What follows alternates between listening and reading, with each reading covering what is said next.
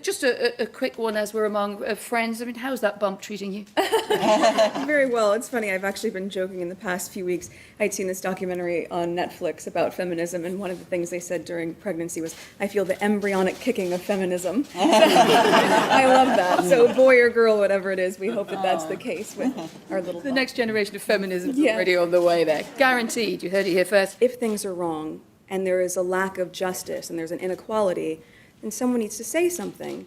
And why not me?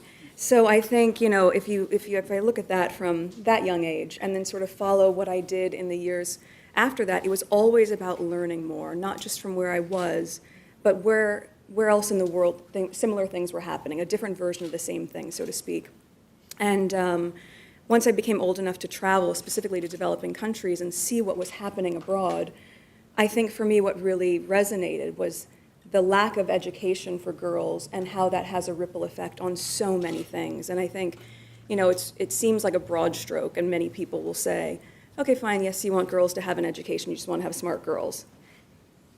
It's actually much more complex than that, and it really does solve so many of the world's problems when a girl has access to education.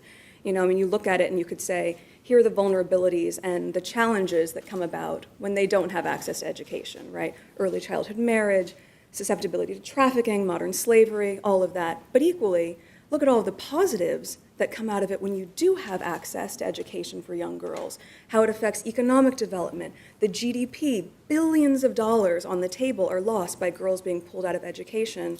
And so I think when I look at it from those terms, it would be impossible for me to sit back and not do something about it. But for men to understand they can be feminists as well. I mean, I think when we talk about gender stereotypes shifting, what it means to be masculine, what it means to be feminine, I've said for a long time, you can be feminine and a feminist. You can be masculine, and I think in terms of masculinity, you understand that your strength includes knowing your vulnerabilities, and your sense of self and security, your confidence, comes in knowing that a woman by your side, not behind you, is actually something that you shouldn't be threatened about, but as opposed to that, you should feel really empowered in having that additional support, that this is really about us working together. That's what gender equality means for me, and having men part of that conversation to say, there's nothing threatening about a woman coming up to the same level. It's our safety in numbers. This is our power and our strength as a team. So, and that's gender neutral, if you really think about it. So I hope that men are part of the conversation. My husband certainly is. Yeah, don't let him off.